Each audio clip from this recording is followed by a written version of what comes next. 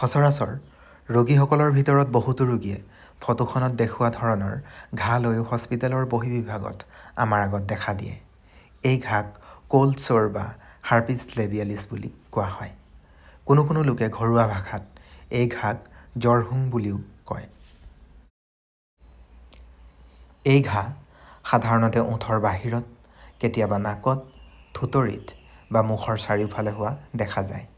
ইয়াক প্ৰথম অৱস্থাত থুপ খাই থকা জুলীয়া দ্ৰব্য ভৰ্তি পানী জ্বলাৰ দৰে দেখি আৰু পাছলৈ এই পানী জ্বলাবোৰ ফাটি যায় আৰু ঘাঁৰ সৃষ্টি কৰে। এই ঘাঁ হাৰ্পিছ ছিম্প্লেক্স নামৰ ভাইৰাছৰ সংক্ৰমণৰ বাবে হোৱা দেখা যায় আৰু ভাইৰাছৰ দ্বাৰা সংক্ৰমিত হোৱা বাবে ই পোনপটীয়া সংস্পৰ্শলৈ আহিলে বেলেগ সুস্থ মানুহৰ দেহলৈকো বিয়পিব পাৰে। এই ঘাঁ হ'লে কেতিয়াবা ৰোগীয়ে বিষ অনুভৱ কৰে আৰু কেতিয়াবা ঘাঁ হোৱা ঠাইডোখৰত খজুৱতিও অনুভৱ কৰে। এই ঘাঁ হ'লে কিছু লোকৰ জ্বৰ, গাৰ বিষ, মূৰৰ বিষ আদিও হোৱা দেখা যায়।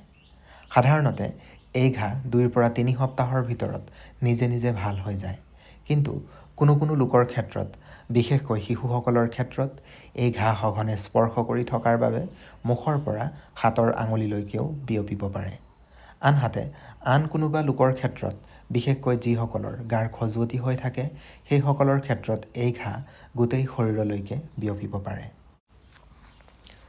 ঔষধৰ ক্ষেত্ৰত উল্লেখ কৰি অহাৰ দৰে এই ঘাঁ কোনো ঔষধ ব্যৱহাৰ নকৰাকৈ 2 পৰা 3 সপ্তাহৰ ভিতৰত সম্পূৰ্ণৰূপে ভাল হৈ যায়।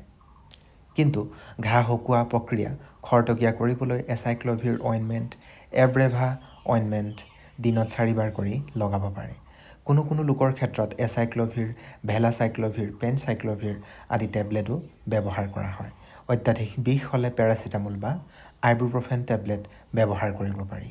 এনেধৰণৰ আৰু অধিক ভিডিঅ'ৰ বাবে ভিডিঅ'টি লাইক, কমেণ্ট আৰু শ্বেয়াৰ কৰিব আৰু আমাৰ চেনেল আছাম ৱেলনেছ ছাবস্ক্ৰাইব কৰিব। ধন্যবাদ।